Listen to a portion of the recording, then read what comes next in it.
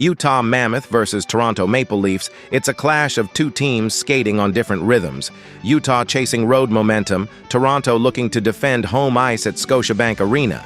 The Mammoth come in at 8-4-0, third in the Central Division with 16 points, while the Maple Leafs sit at 7-5-1, tied for third in the Atlantic with 15. For Utah, this is a statement chance to prove they can grind out wins away from home. For Toronto, it's about reclaiming rhythm and rising in a tight divisional race. Every shift matters when one team is pushing upward and the other trying to stop the slide. Utah's offense has been led by Nick Schmaltz, who's put up 17 points on 7 goals and 10 assists, while Logan Cooley continues to flash promise with 8 goals and 9 assists. Toronto's counterpunch is powered by William Nylander, who's quietly dominant with 18 points, and Austin Matthews, who's already netted 9 goals. The Mammoth average 3.50 goals per game, while Toronto edges slightly ahead at 3.82. On special teams, the numbers tilt Toronto's way. A 19.5% power play and a stout 75% penalty kill, while Utah remains consistent but not elite in either area. That balance, Utah's all-line depth versus Toronto's top-heavy attack, could define tempo early. Form tells the tale. Utah's last 5 show a roller coaster, back-to-back losses to Tampa Bay and Edmonton, then rebounding strong with wins over Winnipeg, Minnesota, and St. Louis. The Mammoth know how to bounce back and tighten structure mid-trip.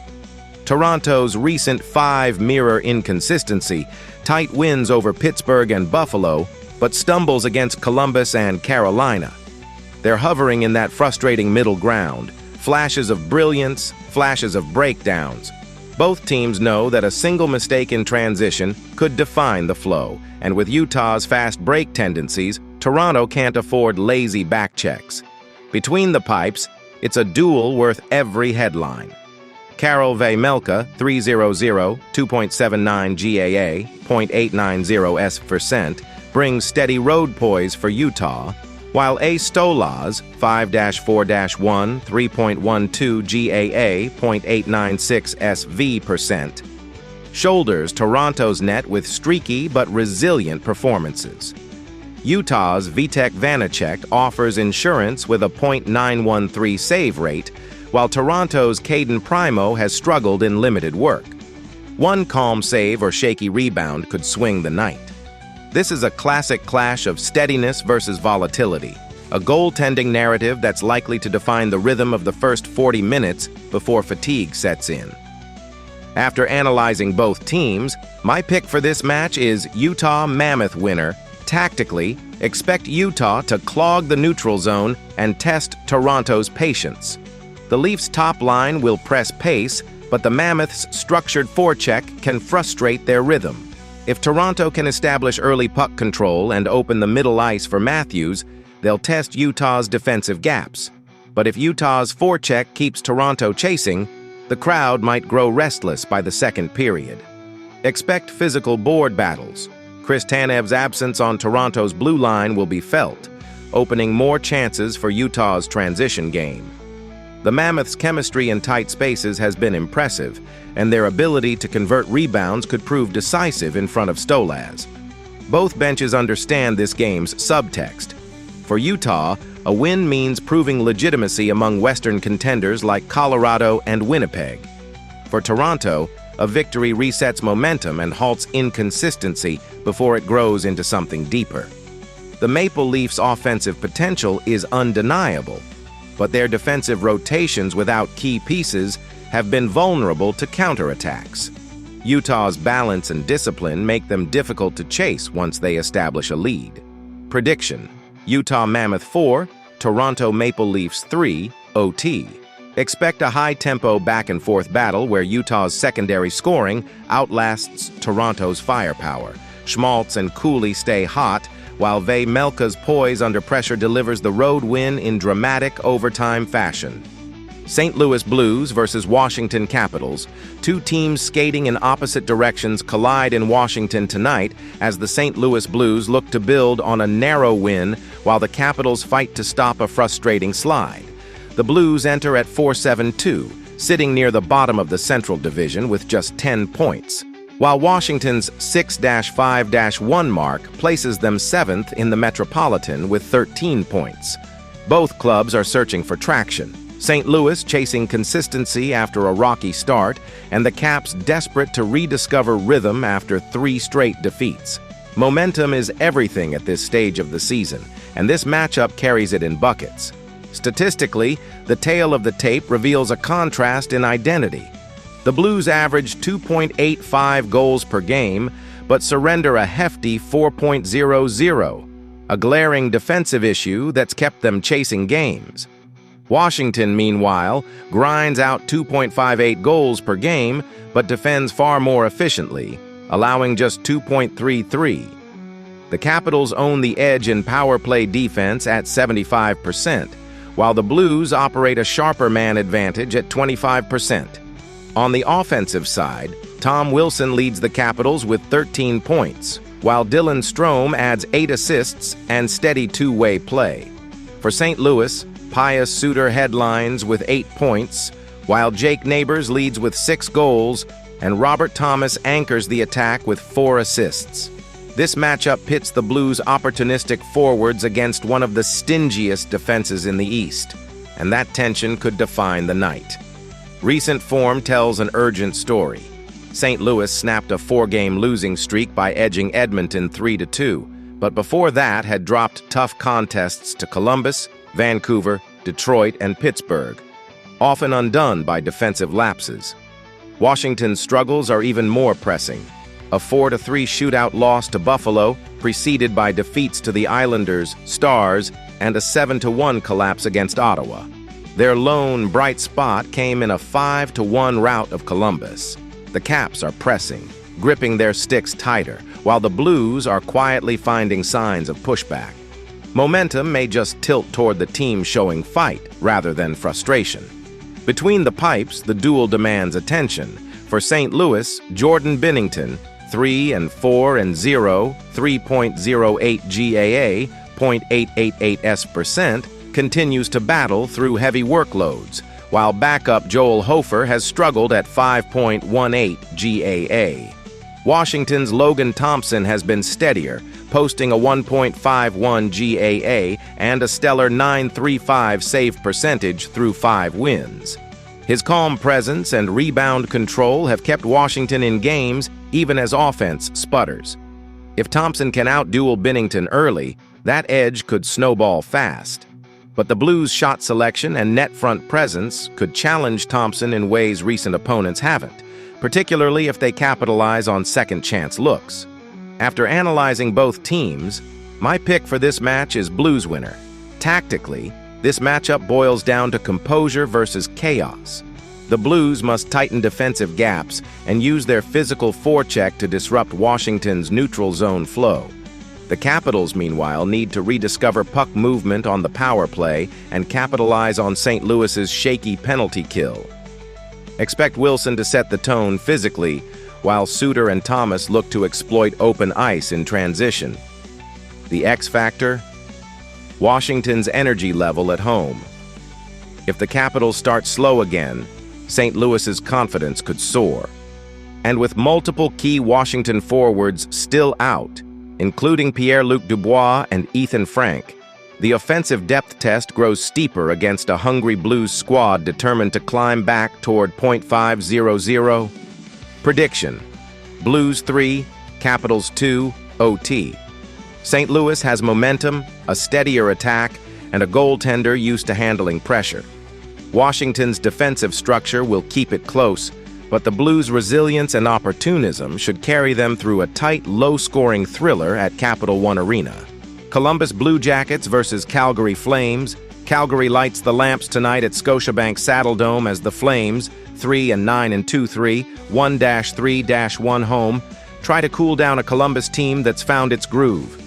The Blue Jackets, 7-5-0, 7-5-0, 4-2-0 road, sit mid-pack in the Metropolitan with 14 points, while Calgary lingers at the bottom of the Pacific with only 8. This isn't just another early season clash. It's a battle of direction.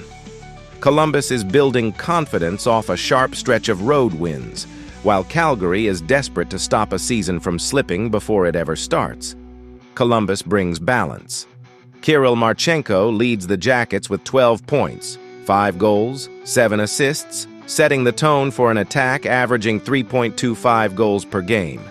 He's driving both ends of the ice, contributing on the power play and generating dangerous looks off the rush. On the other bench, Nazem Kadri continues to fight for Calgary's spark with 10 points and 7 helpers, but he hasn't had much backup. The Flames average just 2.14 goals per game and have struggled to find rhythm in the offensive zone. Defensively, the Jackets have tightened up behind strong goaltending, while Calgary's blue line is still searching for chemistry. And speaking of goaltending, this matchup could hinge in the crease. Columbus has leaned on Jay Greaves, 3-3-0, 2.68 GAA, 916%, and Elvis Merds-Lickens, 4-2-0, 2.68 GAA, 0.917 SV%, a dependable tandem keeping them in every contest.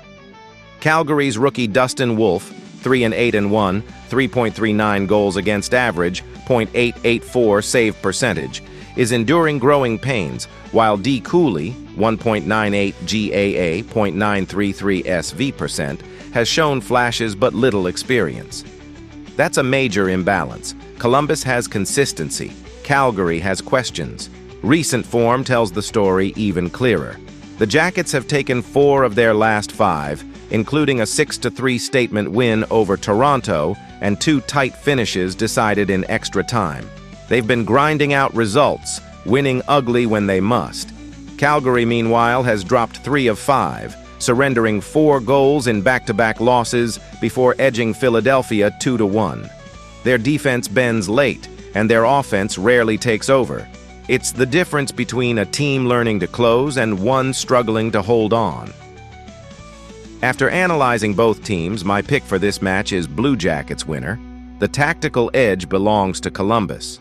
Their power play isn't elite, 16.7%, but is far steadier than Calgary's 13.5%. The penalty kill battle is close, but the Jackets' structure at even strength, their puck support and transition game, should test Calgary's slower defensive core. Expect Columbus to use speed off the boards, while Calgary tries to slow the pace and work the cycle. If this turns into a special teams duel, Columbus holds the upper hand, with their depth and forecheck pressure likely dictating possession and wearing down Calgary over 60 minutes. That said, Calgary's hope lies in energy and urgency. The Saddledome crowd can be a weapon, and when the Flames push the tempo early, they often generate chaos around the net. Kadri and Blake Coleman, who has 5 goals, can change momentum with one gritty shift. But for Calgary to steal this, they'll need Wolf to find rhythm early and the defense to contain Marchenko's line. The Flames must turn puck battles into long possessions, limiting Columbus's stretch passes that have punished slower teams. Otherwise, it could be another night where Calgary starts fast but fades under pressure, leaving questions about consistency and closing execution against structured opponents. Prediction: Blue Jackets 4, Flames 2. The Jackets' balanced scoring, stable goaltending, and disciplined road play tilt this one. Calgary may land the first punch in front of its home crowd, but Columbus's resilience and forecheck pressure finish the job. Expect Marchenko to factor on the score sheet again as the Blue Jackets extend their surge and the Flames continue to search for answers. Chicago Blackhawks versus Vancouver Canucks. It's another Western Conference clash with pride and positioning on the line tonight at Rogers Arena. The Chicago Blackhawks enter at 5-5-3, sitting mid-pack in the Central Division, while the Vancouver Canucks come in at 7-7-0 and looking to gain traction in the Pacific. Vancouver has already edged Chicago once this season, a 3-2 shootout win, and they're hungry to defend home ice again. For Chicago, this is about halting a slide before it snowballs. For Vancouver, it's about proving they can string together consistency after an uneven start to the campaign. When you look at the numbers, the Canucks and Blackhawks couldn't be built more differently. Chicago's offense has leaned heavily on the rookie brilliance of Connor Bedard. 16 points through 13 games, including 6 goals and 10 assists. He's been their heartbeat, their pace setter, and their most dynamic playmaker. Vancouver's counterpunch comes from Connor Garland and Kiefer Sherwood, with Garland driving playmaking totals. 11 points, 8 assists, while Sherwood's been the finisher with 9 goals and a +9 rating. Defensively, Vancouver's blue line has found rhythm in recent games, keeping shots contained and playing cleaner in transition. Between the pipes, this matchup tells its own story.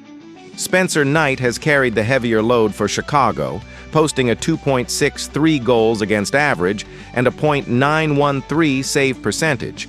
Steady, poised, and often the team's best penalty killer. His backup, Arvid Soderblom, has struggled with consistency .885 SV%. On the Vancouver side, Thatcher Demko has been solid, carrying 5 wins with a .911 save percentage and a stingy 2.57 GAA. His calm presence and positioning give the Canucks a reliability edge. If Demko stays sharp at home, Vancouver's chances rise dramatically. Momentum heading in, it's all leaning toward the Canucks. Vancouver has ripped off 5 straight wins, 4 of them by multiple goals, including back-to-back home triumphs over Minnesota and Nashville. They've found rhythm in their offensive zone entries and power play movement, converting nearly 21% on the man advantage. Chicago, meanwhile, has dropped 4 of its last 5, including road losses in Seattle, Edmonton, and Winnipeg. Their defensive lapses have cost them dearly, allowing 17 goals in that stretch. The Hawks can score 3.0 goals per game, but their 2.85 goals against average and sub-81% penalty kill show where cracks remain. Tonight's duel will hinge on tempo. If Chicago's young guns can push Vancouver's defense off balance early, they can tilt momentum and feed off the home crowd's energy. But the Canucks thrive when they dictate pace, cycling deep, winning board battles, and forcing opponents to chase. Vancouver's forecheck, backed by Demko's composure and Garland's creativity, gives them an advantage in late-game scenarios, especially when fatigue sets in and precision becomes the separator. After analyzing both teams, my pick for this match is Canucks winner. The Blackhawks still have flashes of brilliance. Bedard's chemistry with his top line continues to grow, and their speed on the wings can be disruptive. But Chicago's challenge lies in sustaining that intensity over 60 minutes. Their defensive rotations often falter under extended zone time, creating open looks in the slot. Vancouver's puck movement and net front presence are tailor-made to exploit that. Expect the Canucks to test Knight early and often, forcing him to weather a storm in the first period before Vancouver's depth lines take over the middle frame. Prediction: Canucks 4, Blackhawks 2. Vancouver's balanced attack and steadier goaltending should carry the night. Chicago's spark will keep it close, but the Canucks' late-game structure, special teams execution, and home ice poise make the difference. Expect another confident statement win for the blue and green. San Jose Sharks versus Seattle Kraken, 2 Pacific Division rivals, meet tonight under the lights at Climate Pledge Arena, and there's more on the line than early season pride.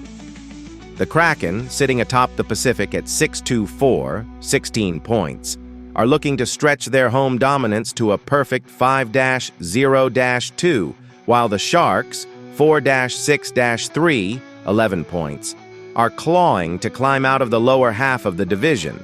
For Seattle, it's about proving staying power. For San Jose, it's about sending a message that they can hang with the conference elite. The Sharks' story starts with rookie sensation Macklin Celebrini, already producing like a veteran with 18 points, 7 goals, and 11 assists. He's been the heartbeat of San Jose's attack, leading the club in every major offensive category. On the other side, Seattle's steady hand, Jordan Eberle, continues to pace the Kraken offense with 10 points and 5 goals, while Jaden Schwartz adds crucial playmaking depth with 6 assists. Statistically, this matchup is razor-thin in pace, but contrasting in execution.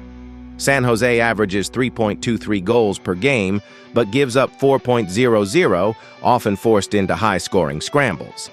Seattle's structure shines through, 2.75 GF per G and a disciplined 2.67 GAA. The Sharks own a slight edge on the power play, 20.5%.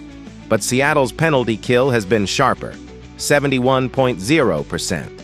And that could be the separator in a tight game. Recent form tilts towards Seattle.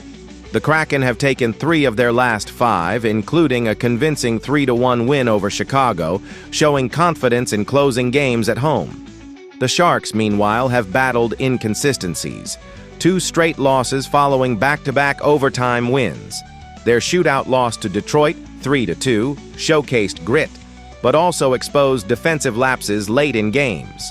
In goal, it's a fascinating contrast. Joey Daccord, 6-1 and 3.910 save percentage, anchors Seattle with calm positional play and has been the backbone of their home success. San Jose's Yaroslav Askarov, 2-1 and 1.897 save percentage, has promise but remains untested under heavy shot volume. The Sharks surrender over 31 shots per game, and that could prove costly against Seattle's forecheck. The battle lines are clear: San Jose's offensive spark versus Seattle's defensive discipline. Expect the Kraken to dictate tempo through puck possession and neutral zone control, forcing the Sharks into turnovers. Celebrini's line will push pace, but without secondary scoring or cleaner defensive support, San Jose could struggle to sustain pressure. After analyzing both teams, my pick for this match is Seattle winner. The X factors lie in the details: Seattle's forward depth and blue line poise. Adam Larsson and Vince Dunn have quietly stabilized the Kraken's defensive rhythm, allowing their forwards to attack with balance. The Sharks, meanwhile, are short-handed with Nick Leddy, William Eklund, and Ryan Reeves all sidelined, thinning their defensive rotation and penalty kill efficiency. That depth gap could widen as the game progresses, especially if Seattle's heavy forecheck begins wearing down San Jose's top pairing. With consistent puck movement and disciplined zone exits, the Kraken can dictate tempo and force mismatches against a fatigued lineup. If their bottom 6 sustains pressure and forces turnovers, Seattle's transition game could open lanes for secondary scorers to capitalize late. Seattle's ability to close out third periods has been a defining strength, while the Sharks have allowed late goals in 3 of their last 5 contests. If this one stays close into the final frame, the Kraken's discipline and home ice composure should tilt the scale. Prediction: Seattle 4, San Jose 2. The Kraken's structure, goaltending composure, and special teams balance should hold firm at home. Expect Daccord to steady the crease while Eberle and Schwartz capitalize on transition chances. The Sharks skate hard, but the Kraken strike smarter, and that's the edge that decides this Pacific showdown.